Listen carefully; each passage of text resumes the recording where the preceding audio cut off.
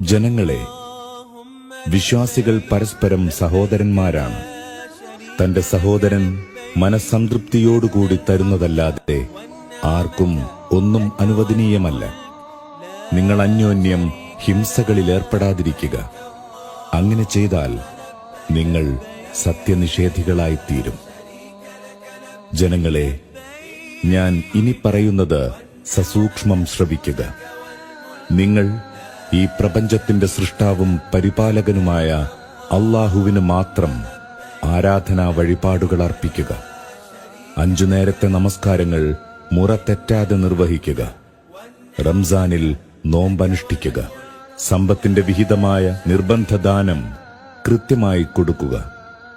സമ്പത്തും ആരോഗ്യവുമുള്ളവർ ഹജ്ജ് ചെയ്യുക. ജനങ്ങളെ, എനിക്ക് ശേഷം ഇനിയൊരു പ്രവാചകൻ വരാൻ